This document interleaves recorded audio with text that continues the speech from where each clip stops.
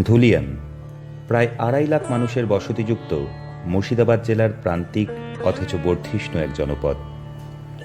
দাদা ঠাকুর শরৎচন্দ্র পণ্ডিত কোনো এক সময় মন্তব্য করেন, ধুলি যদি নিতে চাও যাও ধুলিয়ান। মিশ্র সংস্কৃতি, স্বল্প শিক্ষা, বিড়ি শিল্প, নানাবিধ ব্যবসা আর নিত্যদিনের যানজটই এর আপাত বৈশিষ্ট্য।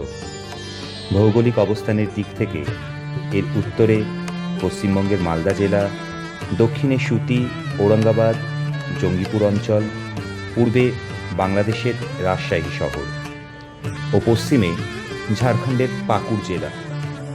বস্তুত পাকুড় জেলা আর বাংলাদেশের রাজশাহী অঞ্চলের মধ্যে মধ্যবিন্দুর মতো অবস্থান ধুলিয়ানের।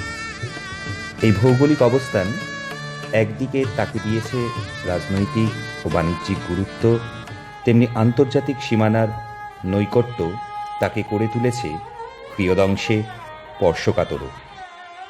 আজকের জনাকীর্ণ ধুলিয়ানের অতীতের পৃষ্ঠা খুলে দেখলে ধূসর ও বিস্তৃত সেই ইতিহাসের অস্পষ্ট রেখায় ফুটে ওঠে কিছু পুরনো আমলের নথি, যা তুলে ধরে এই জনপদ গড়ে ওঠার উত্থান পতনময় ইতিকথা।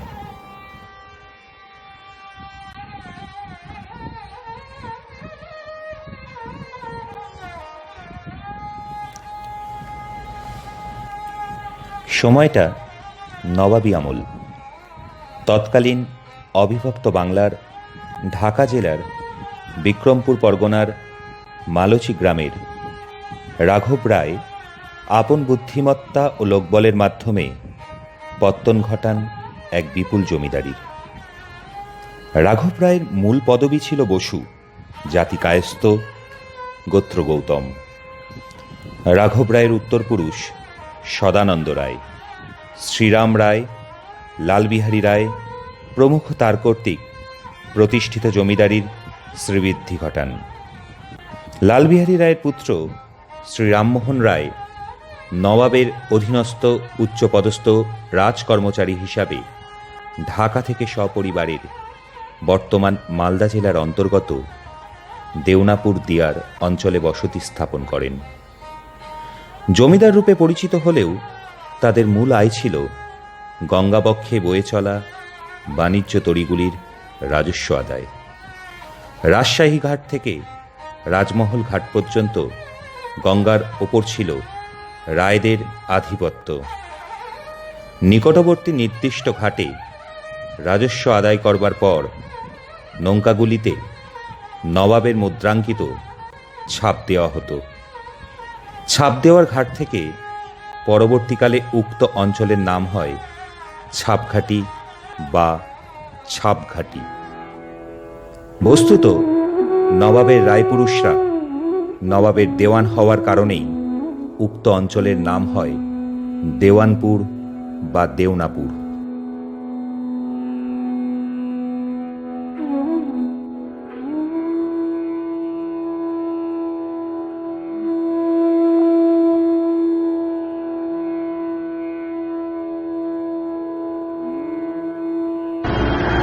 আমার পরিবার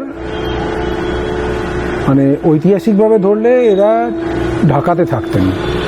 ১৬০০ খ্রিস্টাব্দের মানে প্রথম দিকে যখন ঢাকা থেকে রাজধানী মুর্শিদাবাদে চলে আসে, নবাবের কর্মচারী যারা ছিলেন বা নবাবের এস্টেটের যারা ছিলেন তারাও তার সঙ্গে সঙ্গে আসেন। তার মধ্যে আমরাও এসেছিলাম, মানে আমার পূর্বপুরুষরাও এসেছিলেন।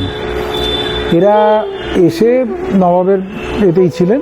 সেইখান সময় থেকে নবাবের এতে থাকলে যেটা হয়, নজরানা দিয়ে তখনকার যেটাকে বলতো মূলধনী জমিদার, সেই হিসেবে নবাবের আন্ডারে জমিদার ছিলেন বা নবাবের অধীনস্থ জমিদার যাই বলুন।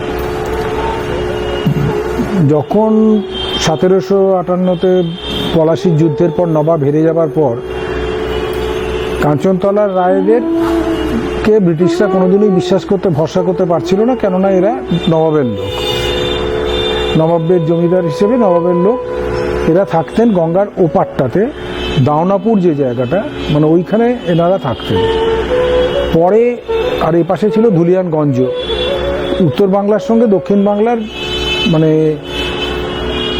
বাণিজ্যিক একটা মানে কি বলবো গেটওয়ে বা রাস্তা, সবচেয়ে বড় একটা জায়গা ছিল এটা, নদী পারাপার করে চল। আমাদের স্কুল আছে, স্কুল থেকে আরও হয়তো 4-5 কিলোমিটার উত্তর দিকে গঙ্গার এখন যেখানে ধান চাষ হচ্ছে, পাট চাষ হচ্ছে, ওপারে যে দিয়ারা মন্দির তৈরি হয়েছে সেখানে ছিল কিন্তু অরিজিনাল দুলিয়ান। এবং সেটা আজকে খুব বেশি দিন না, আমার জ্ঞানতেও আমি দেখেছি সেটাকে দুলিয়ান, অতটা দূরে না হলেও বেশ কিছুটা।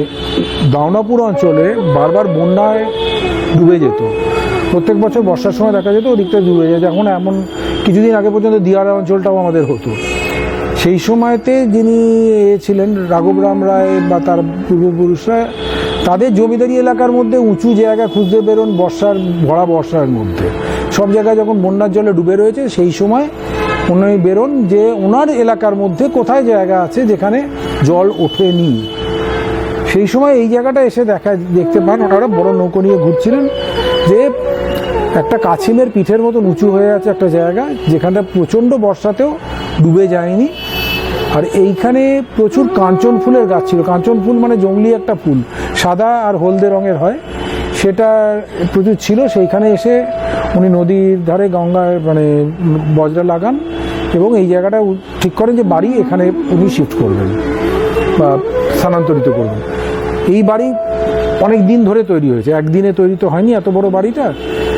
এখন যেখানটা মানে আগে শ্রীভবন বলতো যেটা, সেটা ছিল অরিজিনাল মানে অন্দরমহল। এবং তারপরে উপাসটাদের দোলনবাবুরা যে ছিলেন আমাদের চেয়ারম্যান বা মানে ওনার হেমন্তবাবু যিনি আমাদের স্কুলের হেডমাস্টার ছিলেন, ওনারা যে জায়গাটা থাকেন, ওনারা আমাদের জ্ঞাতি, ওনারা যে পোর্শনটা থাকেন ওটাই হচ্ছে মানে কাঞ্চনতলায় এরা আসার পরে প্রথম যেখানে এরা থাকতে আরম্ভ করেন। এবং ওই বাড়ি সব তৈরি হওয়ার জন্যে মানে আমাদের জাওনাপুরের বাড়ির ভাঙা ইট মানে ভেঙে ইট নিয়ে আসা হয়েছিল। ওপাশের বাড়িগুলো মানে সারানোতে গিয়ে দেখা গেছে এখনও সেই টালি ইটেরই কাজ। তারপরে বাড়ি তৈরি হয়েছে আবার 1800 যখন এই 57-তে যখন সিপাহী বিদ্রোহের পর কোম্পানি শাসন থেকে রাজার শাসনে গেছে, তখন আবার এরা জমিদার হিসেবে স্বীকৃত হয়েছেন, হয়ে তাই থেকে চলছে এখন অবধি, এই আর কি। সমকালে পার্শ্ববর্তী অঞ্চলের জমিদার ও জোতদার পরিবারগুলির মধ্যে নিমতিতার জমিদার চৌধুরী বংশ, কাশিমনগরের জোতদার সরকারেরা, জঙ্গিপুরের জমিদার নয়নসুখের জোতদার চৌধুরী ও পাণ্ডেরা বিশেষ ক্ষমতা ও ভূসম্পত্তির অধিকারী ছিল। গঙ্গার তীরবর্তী নিমতিতার চৌধুরী জমিদারেরা ছিলেন সম্পদ, ক্ষমতা ও মর্যাদায় কাঞ্চনতলার রায়দের সমতুল্য। অতীত দিনের সাক্ষীস্বরূপ ভগ্নপ্রায় বিরাট বাড়িটি আজও দণ্ডায়মান। উল্লেখ্য, এই বাড়িতে একদা চলচ্চিত্রায়িত হয় সত্যজিৎ রায়ের পরিচালিত বিখ্যাত সিনেমা জলসাঘর।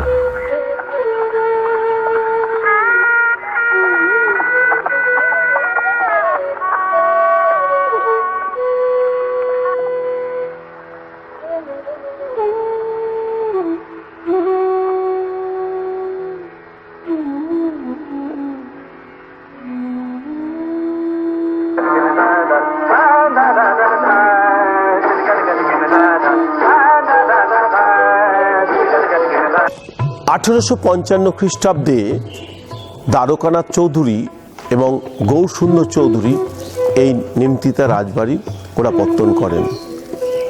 নিমতিতা রাজবাড়ি কলকাতা থেকে সহস্র যোজন দূরে অবস্থিত হলেও এটি ছিল বাংলার সাংস্কৃতিক জগতের প্রাণকেন্দ্র।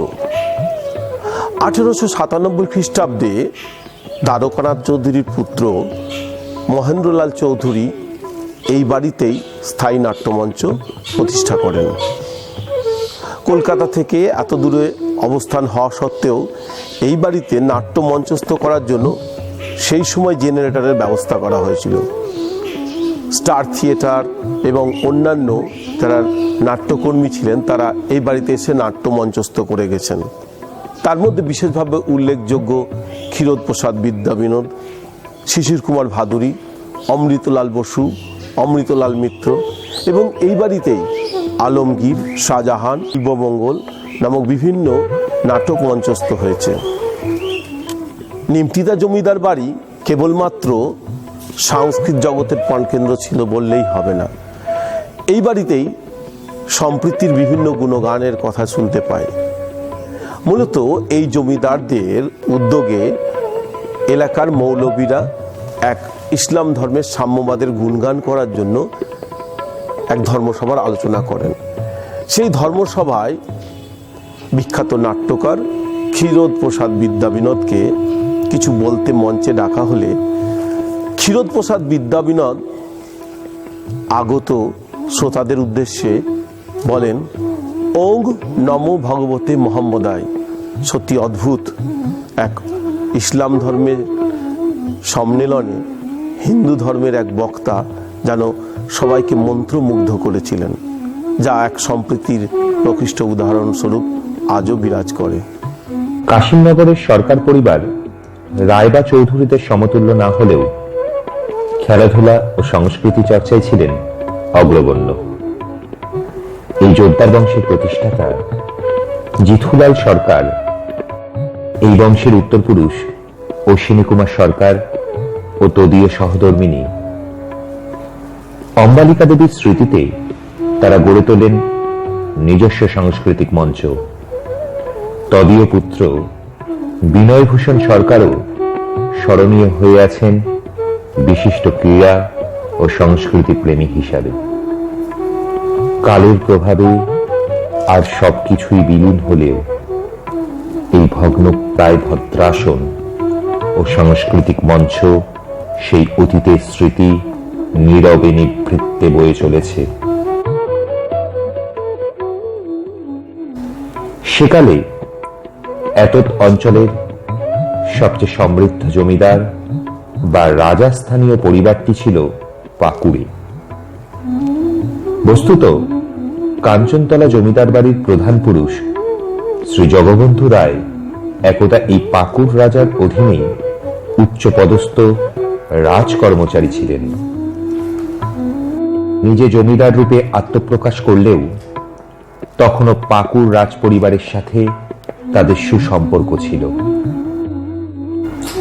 1855 সাঁওতাল বিদ্রোহের সময় আমহা জমিদার বাড়ি লুট হয়।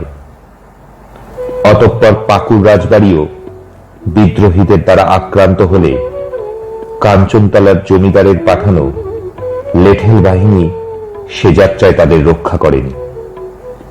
এই সুসম্পর্ক এই দুই পরিবারের মধ্যে দীর্ঘকাল স্থায়ী হয়। 57 মহাবিদ্রোহের পূর্ব পর্যন্ত মূলধনী জমিদার হিসাবে পরিচিত হলেও নবাবের অনুগত রায় পরিবারের সাথে ব্রিটিশদের সম্পর্ক বিশেষ ভালো ছিল না।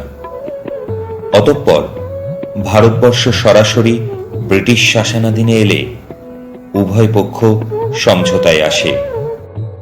শেষে রাজা 7ম এডওয়ার্ডের মৃত্যুর পর রাজা 5ম জর্জের সিংহাসনে আরোহণ উপলক্ষে 1911 সালের 12 ডিসেম্বর আয়োজিত দিল্লি দরবারে কাঞ্চনতলার জমিদারেরা আমন্ত্রিত হন।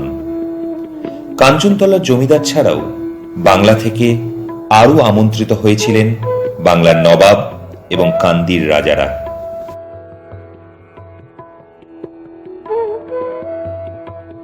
জগবন্ধু রায়ের জ্যেষ্ঠ পুত্র ভগবতী চরণ রায়ের আমলে জমিদারির প্রভূত উন্নতি হয়। নীল চাষের পাশাপাশি তিনি বিভিন্ন জমিদার ও রাজপরিবারের বিপুল সম্পত্তির খাজনা আদায় করার দায়িত্বপ্রাপ্ত হন, যার মধ্যে রয়েছে লালগোলার রাজাদের জমি, নসিবপুর রাজপরিবারের জমি, ভাগ্যকুল ও মানকুণ্ডুর বিখ্যাত খাঁ পরিবারের জমি। এর মোট পরিমাণ ছিল প্রায় 18,000 একর। বলা হয় কাঞ্চনতলার জমিদারদের ছিল লাঠির জোর আর উকিলের জোর। এই দুয়ের ক্ষমতাতেই জমিদারির শ্রীবৃদ্ধি ঘটান শ্রী ভগবতী চরণ রায়। এই জমিদার পরিবারের সূত্রেই শামসেরগঞ্জে প্রতিষ্ঠিত হয় থানা। সময়টা 1872 সাল। পুলিশি ব্যবস্থার কারণে সমগ্র মুর্শিদাবাদ জেলাকে 25টি থানায় বিভক্ত করা হয়। এর মধ্যে জঙ্গিপুর মহকুমায় 5টি থানা গড়ে ওঠে, যথা রঘুনাথগঞ্জ, মির্জাপুর, পলসা অর্থাৎ মুরারই অঞ্চল, সুতি ও শামসেরগঞ্জ। 1872 সালের জনগণনা অনুযায়ী শামসেরগঞ্জ থানার অন্তর্গত অঞ্চলের জনসংখ্যা ছিল মাত্র 58,623 জন। থানার অবস্থান যেখানে ছিল সেটি আগে ছিল জমিদারদের পিলখানা, হাতি থাকবার স্থান।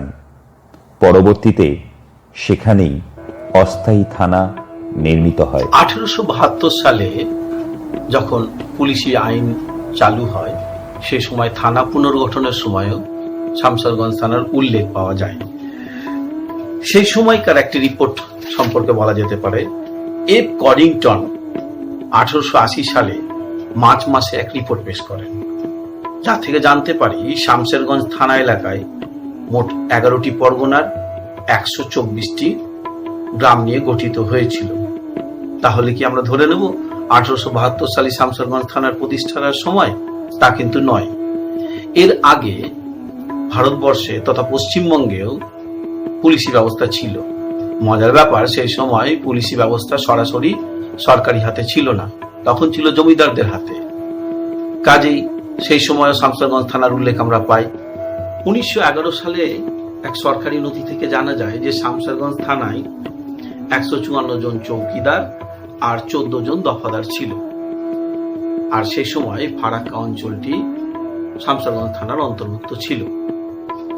1921 সালে ফারাক্কায় শামসেরগঞ্জ থানার অধীনে রেখেই একটি পুলিশ স্টেশন তৈরি করা হয়। এখন মজার ব্যাপার, পুলিশ স্টেশন মানে এখনকার থানা বোঝায় না, অর্থাৎ পুলিশ আউটপোস্ট বোঝাতো। এই কারণে 1921 সালে ফারাক্কায় এই প্রথম আউটপোস্ট তৈরি করা হয়। পরবর্তীকালে আবার ফারাক্কা থানার পুনর্গঠন হয়। আর শামসেরগঞ্জ থানায় 1872 সালে কোনো গারদ ছিল না। কোনো অপরাধীকে পুলিশ গ্রেফতার করলে সেই সময় তাকে জঙ্গিপুরে স্থানান্তরিত করা হতো। জঙ্গিপুরের গারদেও বেশি দিন রাখা যেত না। 15 দিনের বেশি কোনো অপরাধীকে রাখতে হলে বহরমপুরে তাকে স্থানান্তরিত করতে হতো। ভগবতীচরণ রায়ের আরেক উল্লেখযোগ্য কীর্তি ধুলিয়ানে প্রথম শিক্ষা প্রতিষ্ঠানের প্রতিষ্ঠা। তার জমিদারিকালে ধুলিয়ান অঞ্চলে কোনো শিক্ষা প্রতিষ্ঠান ছিল না। নিকটস্থ বিদ্যালয় বলতে ছিল কেবলমাত্র পাকুড় রাজ হাই স্কুল। এই অভাব মোচনের জন্য 1897 সালে কাঞ্চনতলা অঞ্চলে একটি মাইনর স্কুল প্রতিষ্ঠা করেন বর্তমান বোর্ডিং অংশে।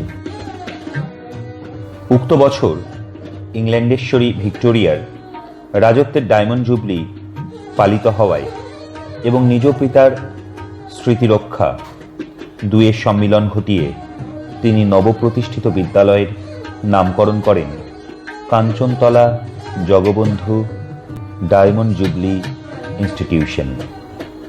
প্রধান শিক্ষকের দায়িত্বভার গ্রহণ করেন মিস্টার কারপ্যাট্রিক সাহেব। বিদ্যালয়টি কিছুকাল পরেই 1908 সালে উচ্চ ইংরাজি বিদ্যালয় হিসাবে কলিকাতা বিশ্ববিদ্যালয়ের অনুমোদন লাভ করে।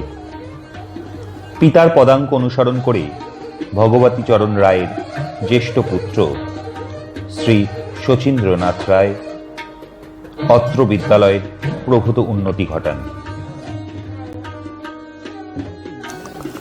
নিমতিতা অঞ্চলের ভূমিপুত্র নলিনীকান্ত সরকার, যার বিভিন্ন রচনা থেকে আমরা এলাকার সাংস্কৃতিক জগতের কথা, বৈপ্লবিক কর্মকাণ্ডের কথা জানতে পারি। এই জমিদার বাড়ির জমিদার জ্ঞানেন্দ্র নারায়ণ চৌধুরীর কন্যার বিবাহ উপলক্ষে বরযাত্রী হিসাবে এসেছিলেন আমাদের বিদ্রোহী কবি নজরুল। নজরুল যখন বরযাত্রী হিসেবে এই বাড়িতে আসেন, এলাকায় একটা অদ্ভুত সাড়া পড়ে যায়। তাকে দেখার জন্য যুব মানুষে উত্তেজনা দেখা দেয়। কিন্তু কবি অদ্ভুতভাবে এক অভিজ্ঞতা অর্জন করেন এই বাড়িতেই। তিনি প্রত্যক্ষ করেন যোগীরাজ বরদাচরণকে। অন্তর্মহলের মুহুর্মুহু উলোধ্বনি, শঙ্খধ্বনিতে নজরুলকে পাগল করে দিয়েছিলেন, বরদাচরণকে তিনি তার গুরু হিসেবে পেয়ে যান। বরদাচরণও তার প্রতি আকৃষ্ট হন। এই ঘটনার কিছুদিনই পর কবির জীবনে নেমে আসে এক বিপর্যয়। কবির বড় প্রিয় পুত্র বুলবুল বসন্ত রোগে চিরশায়িত হন। কবি উন্মাদ হয়ে যান। তিনি চিরশান্তির পথ খোঁজেন। তখন তিনি বরদাচরণের কাছে এসে চিরশান্তির পথ প্রদর্শন করার জন্য উপদেশ চান। যোগীরাজ বরদাচরণের যোগ শিক্ষার বলে কবি নজরুল শান্তি পান এবং আবার তিনি স্বাভাবিক জীবনে ফিরে আসেন। শুধু নজরুল কেন, নেতাজি সুভাষচন্দ্র বসু বিদেশ যাওয়ার আগে বরদাচরণের কাছে কলকাতা থেকে তিনি যোগ শিক্ষা গ্রহণ করেছিলেন। 1909 সাল ধুলিয়ানের ইতিহাসে বিশেষ গুরুত্বপূর্ণ। এই বছরই মুর্শিদাবাদ জেলার ৬ষ্ঠ পৌরসভা হিসাবে ধুলিয়ান পৌরসভার জন্ম হয়। ধুলিয়ান মিউনিসিপ্যালিটির হচ্ছে আমার প্রপিতামহ শচীন্দ্রনাথ রায়ের মানে একটা চিন্তাভাবনা। শচীনবাবু চেয়েছিলেন যে আমি ইউনিয়ন বোর্ডের মধ্যে না থেকে একটা মিউনিসিপ্যালিটি, তখন ইউনিয়ন বোর্ডের জামানা, উনি একটা মিউনিসিপ্যালিটি তৈরি করা যায় কিনা। কিন্তু তখনকার যেটা শুনেছি যে মিউনিসিপ্যাল অ্যাক্ট তখনকার যা ছিল সে অনুযায়ী একটা মিউনিসিপ্যালিটি হতে গেলে যত জনবসতি, যত পাকা বাড়ি, যত হবার কথা ছিল কাঞ্চনতলার সেটা ছিল না। আবার ধুলিয়ানে গেলে দেখা যাচ্ছিল ধুলিয়ানেরও সেটা ছিল না। তখন এই কাঞ্চনতলা ধুলিয়ানকে মিলিয়ে একটা মিউনিসিপ্যালিটি তৈরি করা হয়। সেই মিউনিসিপ্যালিটি তৈরি করার পেছনে সবচেয়ে বড় যদি কারুর থাকে সেটা হচ্ছে শচীনবাবু।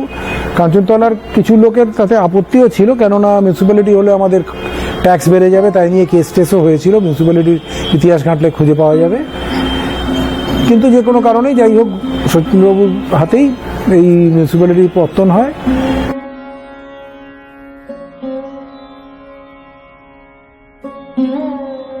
ইতিমধ্যে সারা ভারতবর্ষের সঙ্গে ধুলিয়ানের বুকেও আছড়ে পড়ে স্বাধীনতা আন্দোলনের ঢেউ।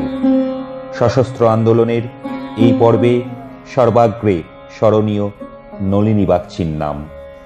তার পিতা ভুবন মোহন বাগচির আদি নিবাস ছিল নদিয়া জেলার শিকারপুরে। জমিদার বাড়ির কর্মসূত্রে সপরিবারে ধুলিয়ান আগমন ঘটে। বালক নলিনী প্রথমে ভর্তি হন কাঞ্চনতলা জেডিজি ইনস্টিটিউশনে। পরবর্তী পাঠ তিনি গ্রহণ করেন পাকুড় স্কুলে। মেধাবী ছাত্র নলিনী বাগচি ম্যাট্রিক পরীক্ষায় ৪র্থ স্থান অধিকার করেন। উজ্জ্বল ভবিষ্যতের হাতছানি সত্ত্বেও দেশান্তপ্রাণ নলিনী বাগচি প্রথমে বিপ্লবী দলে ও পরে পুলিন বিহারী দাসের প্রতিষ্ঠিত অনুশীলন সমিতিতে যোগ দেন। In peace.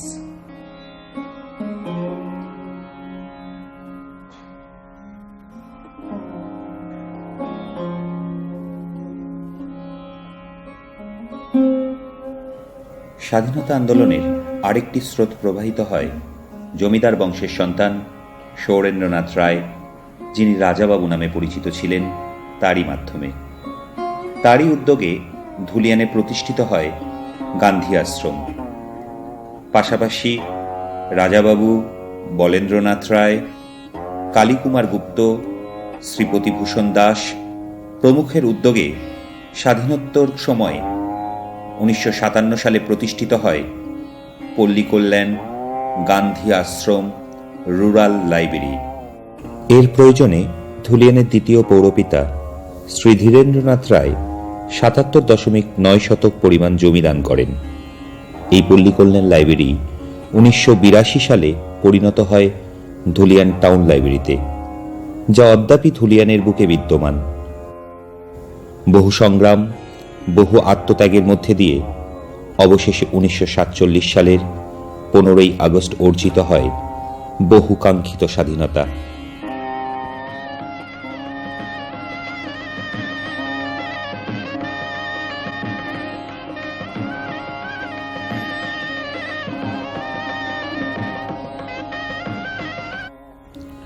কিন্তু মুর্শিদাবাদ পড়ে পূর্ব পাকিস্তানে।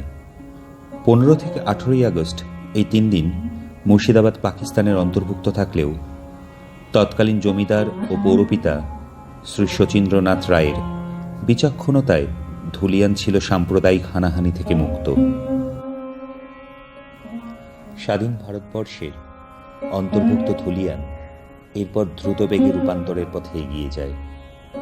গড়ে ওঠে একের পর এক শিক্ষা প্রতিষ্ঠান।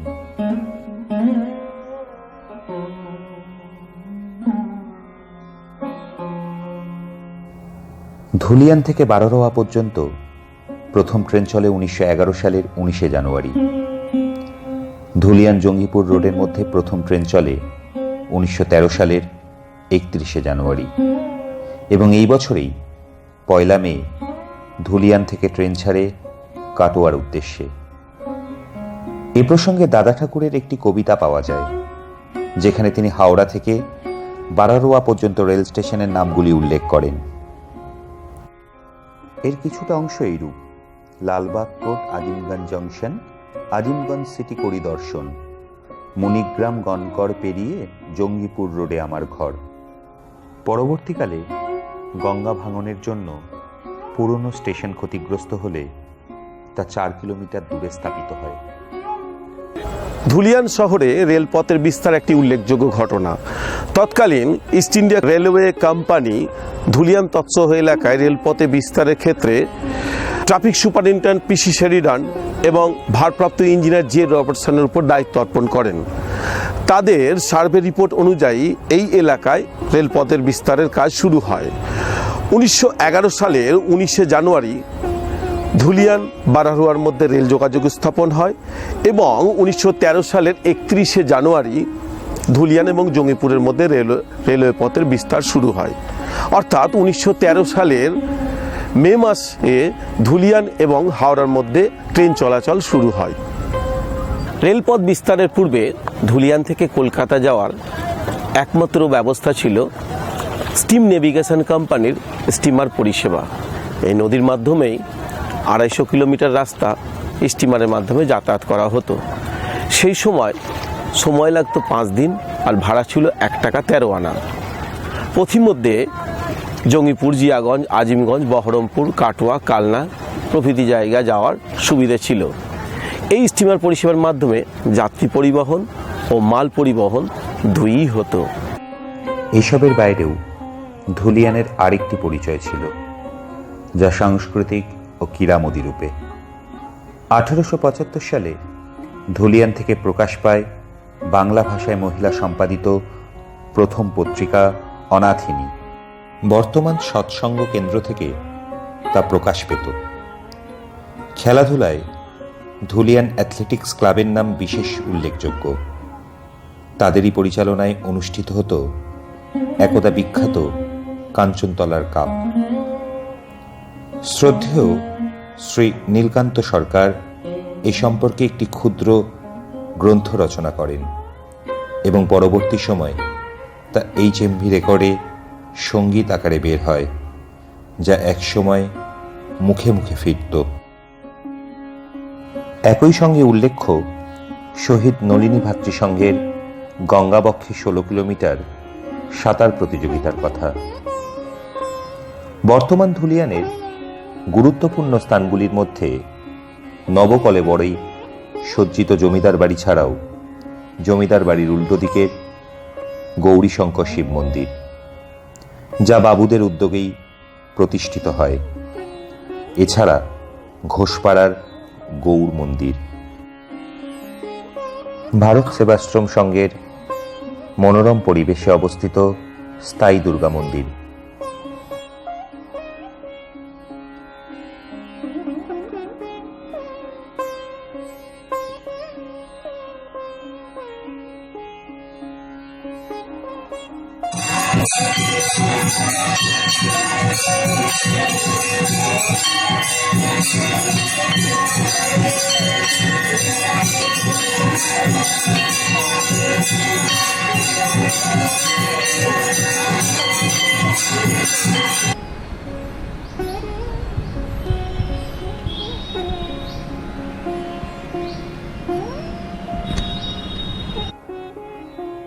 জৈন কলোনিতে অবস্থিত দিগম্বর জৈন মন্দির, যা স্থাপত্য ও কারুকার্যের জন্য বিশেষভাবে দ্রষ্টব্য।